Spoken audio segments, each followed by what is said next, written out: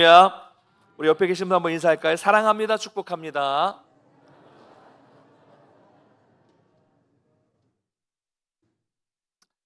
하나님은 어느 날 갑자기 아브라함에게 나타나셔서 내가 너로 큰 민족을 이루겠다라고 말씀해 주셨어요. 약속을 주셨어요. 갑작스러운 일이었죠. 아브라함에게는 놀라운 일이었어요. 인생의 터닝 포인트였습니다. 그 후로 오랫동안 신앙의 여정을 통해서 하나님은 정말 약속대로 이삭을 주셨고, 약속의 이런 성취를 경험한 아브라함의 믿음은 점점 성숙해졌습니다. 이 과정을 우리가 봤어요. 아브라함은 이제 초보 신앙에서 벗어나서 믿음의 조상이 되게 된 것이죠. 자, 우리는 아브라함이 어떻게 이삭을 얻었는지를 살펴봤어요. 참 어렵게 얻었죠. 그런데 오늘 본문을 보면 하나님 2절에서 이삭을 번제로 드려라 라고 말씀하시고 계십니다. 100세에 얻은 너무 귀한 아들, 눈에 넣어도 아프지 않은 그 아들을 바치는 것, 여러분 이게 가능한 일입니까? 저희 말씀을 쭉 묵상하면서, 너무 잘하는 말씀이지만 다시 말씀을 묵상하면서, 그러니까 아브라함으로서가 아니라 아버지로서 저를 이 말씀 안에 대입시켜 보니까 이건 정말 할 수 없는 일이다라는 생각이 들었어요. 하나님이 정해주신 장소까지 가는 내내 얼마나 가슴이 아프고 얼마나 괴롭고 얼마나 눈물이 나겠습니까? 또 과연 아이를 묶어놓고 칼을 들을 수 있을까요? 이건요, 뭐 상상하기도 싫어요. 네, 생각하기도 싫어요. 끔찍한 일입니다.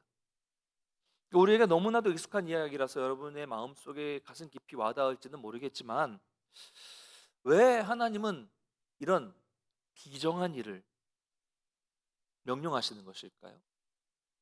우리 생각에는 그 믿음을 시험하려면 다른 것으로 할 수도 있을 것 같은데, 노년에 얻은 아브라함에게는 이건 너무나도 가혹한 시험, 가혹한 명령이었습니다. 자, 그렇다면 우리가 이런 의문을 가져볼 필요가 있을 것 같아요.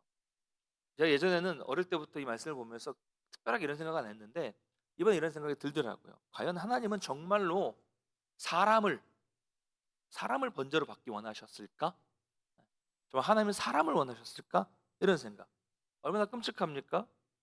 그럼 번제가 뭐예요? 우리가 잘 아는 것처럼 재물을 완전하게 태우는 거예요. 다 태워버리는 겁니다. 고대에는요, 이방신에게 자녀를 바치는 풍습이 있었어요. 여러 곳에서 발견됩니다. 그러나 여러분, 우리가 성경을 보면 알겠지만 성경에서는 지속적으로 이 이방 종교에서 자녀를 그 신에게 바치는 이런 풍습을 비난하고 있습니다. 성경은 비난하고 있어요. 그러므로 하나님이 정말로 이삭을, 사람을 제물로 받기 원하신 것은 아니라는 것을 우리가 생각할 수 있어야 된다는 겁니다. 1절 한번 읽어볼까요? 시작. 그 일 후에 하나님이 아브라함을 시험하시려고 그를 부르시되. 자, 여기까지 읽겠습니다. 목적이 뭐라고요? 시험하시려고. 시험하기 위한 목적입니다. 여러분 안심하십시오. 하나님은 그런 분이 아니에요. 하나님께서 아브라함을 시험하시기 위해서 이런 명령을 하신 겁니다. 시험이라는 단어가 나오는데, 이 단어는 히브리어를 보면 일정한 기준을 세워놓고 그 기준에 따라서 테스트한다는 의미를 가지고 있지만, 또 다른 의미로는 훈련하다라는 의미를 가지고 있어요. 그러니까 이 단어의 주체가, 시험이라는 단어의 주체가 사탄이 되면, 사탄이 우리를 시험하는 건 뭐예요? 유혹하는 거죠. 넘어지게 하기 위한 목적으로 유혹하는 겁니다. 그런데 반대로 주체가 하나님이 되면 우리의 믿음을 더욱더 굳건하게 하시기 위한 시험, 테스트, 훈련, 이런 의미가 되는 겁니다. 믿음을 훈련하시는 거죠. 더 강하게, 우리 믿음이 더 강해지도록 훈련하신다는 것입니다. 그러니까 처음부터 결론적으로 말씀드리자면, 하나님은 인간 번제를 요구하실 생각이 아예 없으셨습니다. 단 이삭을 요구하신 것은 당시 고대에 이런 아들을 제물로 바치는, 자녀를 제물로 바치는 이런 풍습이 있는 것을 아시고, 아브라함도 알았겠죠 당연히. 그 아브라함의 믿음을 테스트하신 거예요. 만약 이 시험이 너무 어려워서 아브라함이 이 시험에 낙제했다면, 이삭을 드리지 않으려고 했다면 어떻게 됐을까요? 또 다른 시험을 주셨겠죠. 다른 시험을 주셔서 계속 훈련시키기 위한 그런 과정이 있었을 겁니다. 여러분, 시험 좋아하세요? 시험 좋아하십니까? 그럴 리가 있을까요? 그렇죠? 네. 근데 오늘 하나님은 아브라함에게 하나의 시험 문제를 내고 계시는 거예요. 불가능한 중에 얻었고 노년에 얻은 아들인데 이런 거죠. 아브라함아, 그렇게 귀하게 낳은 그 이삭의 주인은 누구냐? 이게 시험 문제예요. 시험 문제입니다. 이렇게 시험 문제를 내신 거예요. 아브라함은 이 시험 문제에 대한 답을 적어야 되잖아요. 답을 내야 되잖아요. 내 자식은 나의 소유가 아니라 하나님의 소유입니다라는 이 답을 증명해 보여야 됩니다. 말은 쉽죠. 말은 쉬운데 이건 간단한 문제가 아닙니다. 사랑하는 성도 여러분, 하나님은 질투하시는 하나님이에요. 출애굽기 34장 14절 한번 읽어보겠습니다. 시작. 너는 다른 신에게 절하지 말라. 여호와는 질투라 이름하는 질투의 하나님이니라. 아멘. 무엇이든지, 그것이 무엇이든 간에 우리 삶에서 가장 높은 자리, 가장 우선이 되는 자리, 하나님의 자리를 그 무엇이든 간에 차지하고 있다면 하나님은 그것을 질투하신다는 거예요. 여러분, 아브라함에게 그게 뭐예요? 오늘 본문을 보니까 하나님은 이삭을 어떻게 설명하고 있어요? 2절에 보니까 내 아들, 내 사랑하는 독자 이삭이라고 하나님이 말씀하세요. 그러니까 아브라함에게는 최고의 사랑의 대상이 이삭이죠. 그것을 나에게 줄 수 있느냐? 이런 질문이에요. 여러분에게는 그런 것이 무엇이 있을까요? 어떤 분은 평생 자신의 삶을 갈아 넣은 자신의 회사가 될 수 있어요. 그렇죠? 어떤 분에게는 이것이 평생 재산, 모은 재산, 물질이 될 수도 있습니다. 물질적인 것만 해당되지는 않겠죠. 어떤 분에게는 열심히 노력해서 얻은 결실, 학위, 자격증 이런 것들이 될 수도 있습니다. 그래서 그런 인생의 가장 우선이 되는 것들을 다 뒤로 하고 목회 길로 들어선 사람들을 주변에서 종종 봐요. 제 후배 중에서도 그런 분이 있어요. 대전에 유명한 조직, 그래서 나이트클럽을 운영하고 있었는데 하나를 만난 거예요. 그래서 다 뒤로 하고 조직을 나와서 열심히 지금 목회하고 계시는 목사님도 계시고요. 이런 분들이 있습니다. 이처럼 하나님은 우리에게 풀기 힘든 시험 문제를 내주십니다. 너의 것이 다 너의 것이 아니라 내 것이라는 것을 한번 너의 삶으로 보여라. 이런 문제예요. 참 어려운 문제입니다. 여러분은 이런 문제를 내주실 때 어떻게 하시겠습니까? 지금 여러분에게 가장 소중하게 생각되는 것을 한번 떠올려 보시기 바랍니다. 갑자기 왠지 떠올리기 싫으시죠? 네.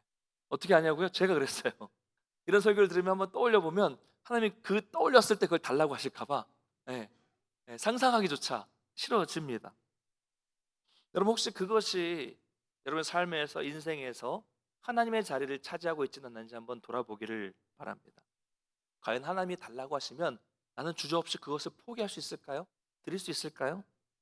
사실 하나님이 그것이 필요한 건 아니죠. 하나님을 정말 사랑하고 있는지를 시험하시는 것입니다. 이처럼 신앙은 내가 가장 아끼고 좋아하는 것을 포기하고 내려놓는 것입니다. 여러분, 신앙생활을 오래 해도 삶과 인격의 변화가 생기지 않는 이유는 무엇일까요? 신앙의 성장이 없는 이유는 무엇일까요? 내게 좋은 것, 익숙한 것, 그동안 해왔던 것에서 떠나지 않았기 때문이에요. 사실 버리지 않았기 때문입니다. 자꾸 이런 예를 들어서 죄송하지만 술, 담배에 익숙해져서 그것을 좋아해서 떠나지 않으면, 그것을 버리지 않으면 신앙은 자라지 않아요. 여러분, 동네에서 술 많이 드시는데 신앙이 깊어졌다는 분이 있으면 한번 저한테 말씀 좀 해주세요. 네. 담배를 정말 꼴초인데 그분 신앙이 정말 좋더라, 이런 분이 있으면 한번 저에게 좀 얘기를 좀 해주십시오. 없어요. 왜 그렇습니까? 술은 마시면 취하게 되죠. 취하면 죄를 짓게 되죠. 담배는 그 연기가 우리 몸에 하나도 도움이 되는 게 없습니다.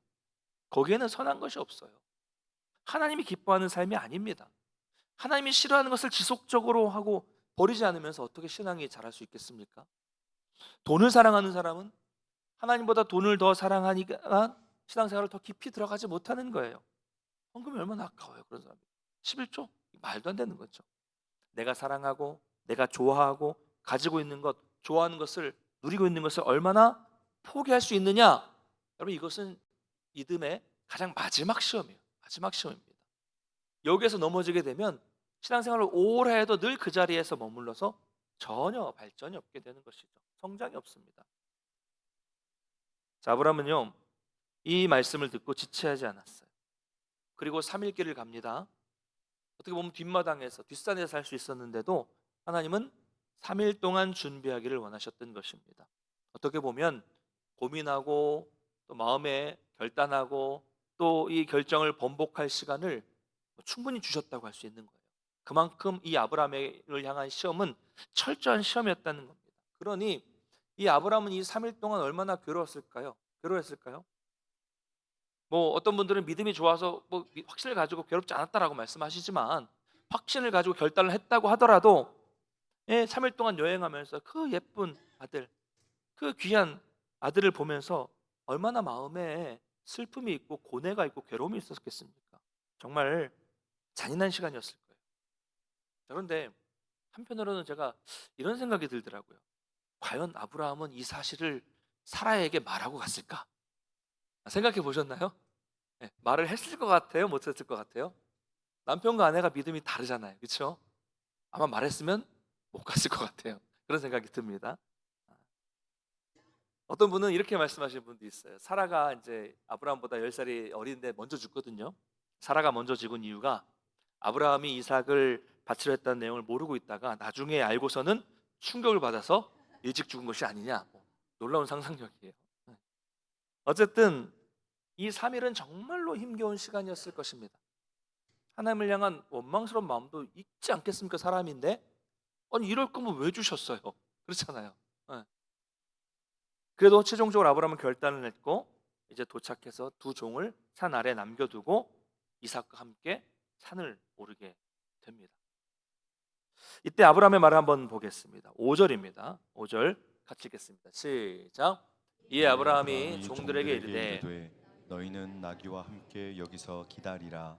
내가 아이와 함께 저기 가서 예배하고 우리가 너희에게로 돌아오리라 하고. 아멘. 여러분, 두 종을 남겨두고 뭐라고 합니까? 우리가 돌아오리라. 그렇죠? 우리가. 그냥 한 말일까요? 번제는 아까 말씀드린 것처럼 완전하게 태우는 거예요. 머리털을 잘라서 태우는 정도 이런 게 아니잖아요. 근데 아브라함은 우리가 돌아오리라.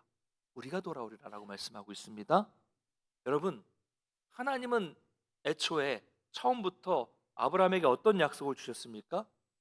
아브라함, 너에게서 태어나는 씨, 바로 그 이삭을 통해서, 너 아들 이삭을 통해서 큰 민족을 이룰 것이고 그 후손에게 복을 줄 것이다 라는 약속을 여러 번 반복해서 해 주셨습니다.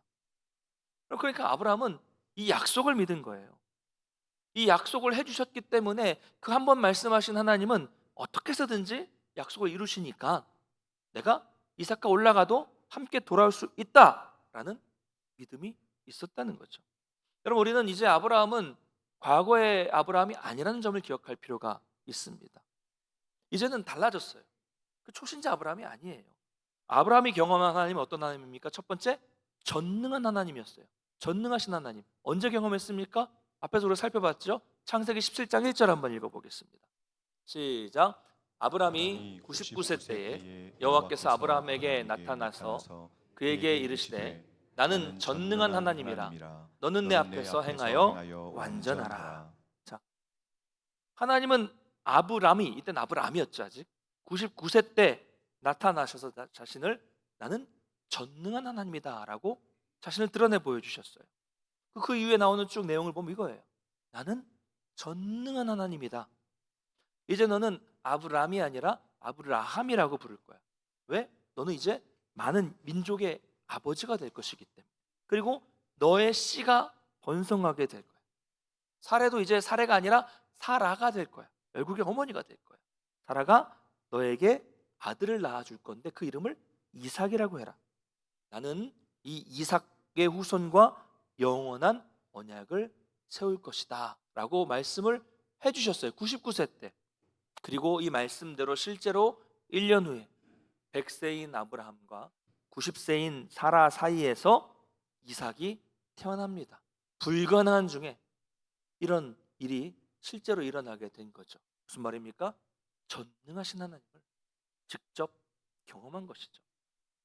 자, 두 번째, 아브라함이 경험한 하나님은 영원한 하나님이었어요. 창세기 21장 23절 한번 읽겠습니다. 21장 33절 시작. 아브라함은 브엘세바에 에셀 나무를 심고 거기서 영원하신 여호와의 이름을 불렀으며. 맨 지난 시간에 살펴본 내용이죠. 아비멜렉과 언약을 맺어요. 그 우물을 브엘세바라고 했습니다. 그리고 이제 아비멜렉이 돌아간 다음에 그 자리에 언약의 증거가 되는 에셀 나무를 심죠. 그 나무를 볼 때마다 하나님이 나에게 함께 하셨다라는 것을 기억하게 되는 거예요. 그리고 그 자리에서 영원하신 하나님께 예배를 드립니다. 영원하신 하나님이 지금도 자신을 도우셨고, 영원하신 하나님이 나의 삶 속에 언제나 함께 하신다는 것을 기억하고 감사하면서 그 영원하신 하나님께 예배를 드린 것입니다. 이처럼 아브라함은 전능하신 하나님, 영원하신 하나님을 삶에서 실제로 경험하고 나니까 이제는 흔들리지 않는 믿음이 생기게 된 것입니다. 그래서 오늘 본문 1절을 보면 그 일 후에라는 말로 시작하고 있어요. 그 일 후에. 그 일이 어떤 일이에요? 전능하신 하나님, 영원하신 하나님을 경험한 일 이후에 하나님은 아브라함의 믿음을 시험하신 거죠. 최종적인 시험입니다. 그래서 아브라함은 전능하신 하나님과 영원하신 하나님을 경험했기 때문에 어떻게 해서든지 전능하신 하나님께서 함께 하신다는 것, 영원하신 하나님께서 영원히 동행하신다는 것을 믿고 이삭과 함께 돌아온다는 그런 믿음이 있었던 것이죠. 여러분, 아브라함의 믿음이 나타나는 것이 또 있습니다. 아브라함과 이삭 두 사람이 이제 산을 오를 때 이삭이 이런 질문을 해요. 아버지, 불과 나무는 있는데 번제한 양은 어디 있습니까? 물어봐요. 누가 봐도 이상하잖아요. 그렇죠? 양이 없어요. 그래서 아브라함이 대답합니다. 8절입니다. 한번 읽겠습니다. 시작. 아브라함이 이르되 내 아들아, 번제할 어린 양은 하나님이 자기를 위하여 친히 준비하시리라 하고 두 사람이 함께 나아가서. 아멘. 이삭아, 걱정하지 말아라. 그 제물은 하나님이 친히 준비해 두셨단다. 여기도 아브라함의 믿음이 나타나고 있습니다. 이 두 사람이 올라갑니다. 아브라함은 하나님이 알려주신 장소로 올라가서 돌을 모아서 제단을 쌓죠. 그 위에 나무를 이렇게 딱 놓고서 아들을 이삭을 결박해서 제단 나무 위에 탁 하고 올려놨습니다. 그리고 칼을 높이 치켜듭니다. 자, 우리가 너무 익히지 않은 장면이잖아요. 여러분, 뭔가 이상하지 않으십니까? 저만 이상합니까? 안 이상하세요? 지금 이삭의 나이가 몇 살 정도 됐을까요? 10대, 15세 혹은 17세 뭐 이렇게 말하는데 10대의 이삭이에요.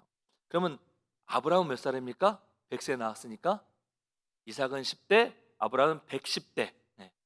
110대라는 말이 좀 어색하지만 우리 주변에 없으니까. 이삭은 10대, 아브라함은 110대예요. 노인이죠. 상상해 보세요. 115세 정도 된 노인이 15세 정도 된 청소년에게 야, 일로 와봐, 좀 묵자. 이게 말이 돼요?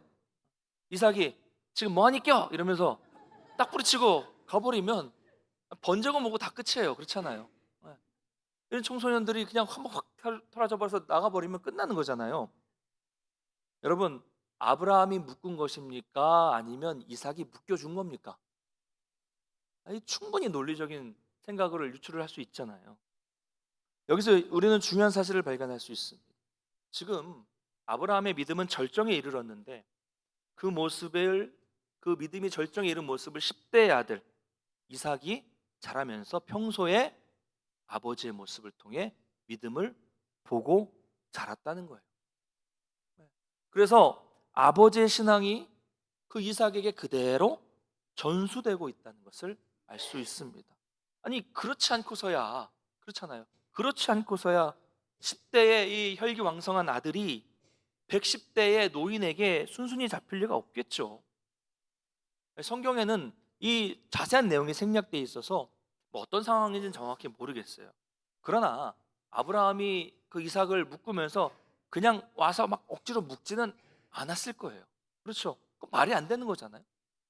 얘야, 사실은 하나님이 너를 번제로 드리라고 했단다. 그런데 이 아버지는 말이야, 하나님이 너의 후손을 번성하게 해주신다는 약속을 받았어. 나는 그 약속을 믿는단다. 만약 네가 혹 죽는 일이 생긴다고 할지라도 하나님은 너를 다시 살리실 것을 믿는단다. 하나님은 전능하신 분이야. 그분은 영원하신 분이야. 하나님은 분명히 계획이 있을 거야. 그리고 결박했겠죠. 이삭은 그래서 순순히 묵깁니다. 여러분 생각해 보세요. 여러분의 자녀에게 아무리 이런 말을 한다고 해도 그 자녀들이 순순히 묵기겠습니까? 순순히 따르겠어요? 어려운 일이죠.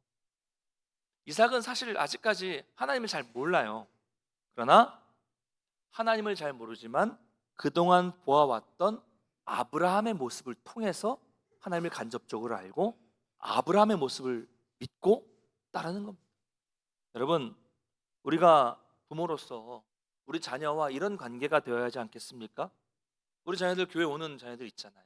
일주일에 한 번 교회 와서 예배 드리고 한 번 와서 교회 얼마나 있어요? 우리 중고등부 학생들 뭐 1시간이나 있나요? 1시간 있으면 예배 시간 얼마나 됩니까? 설교는 얼마나 들을까요? 30분 듣나요?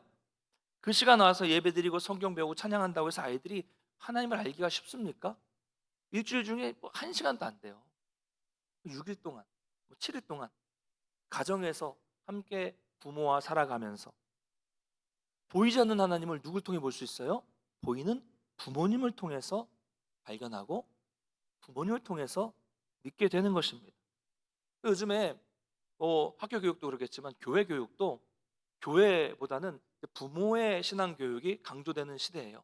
그래서 우리 교회도 좀 필요하면 그런 강사님들 모시고 부모의 이 신앙 교육에 대해서 한번 좀 우리가 좀 연구를 해보고 좀 이렇게 나눠볼 필요가 있습니다.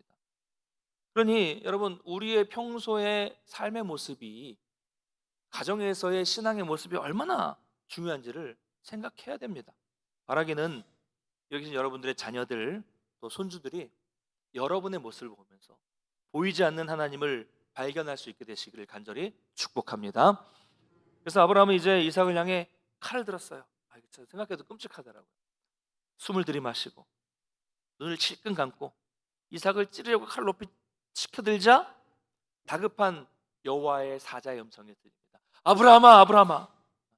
너무 급해서 2번이나 불러요. 성경에서 2번 부르는 건 급할 때. 아브라함아, 아브라함아. 손대지 마. 12절 같이 읽겠습니다. 12절 시작. 사자가 이르시되 그 아이에게 내 손을 대지 말라. 그에게 아무 일도 하지 말라. 내가 내 아들 내 독자까지도 내게 아끼지 아니하였으니 내가 이제야 내가 하나님을 경외하는 줄을 아노라. 아멘. 아브라함은 하나님의 시험에 무사 통과한 것입니다. 여러분, 하나님 뭐라고 하십니까? 내가 이제야 네가 하나님을 경외하는 줄을 알았다. 이제야가 언제예요? 언제 인정해 주셨습니까? 언제 인정받았어요? 아브라함 이삭을 제물로 바치기로 결심하고 출발했을 때 나는 마음 먹었어, 출발했어. 그때입니까? 아니에요. 산 밑에 도착해서 2종을 남겨두고 이제 이삭과 둘만 데리고 산을 올라갈 때 그때였습니까? 그때도 아니었어요. 그러면 제단을 쌓아가지고 이삭을 결박해서 제단 위에 올려놓았을 때입니까? 그때도 아니에요.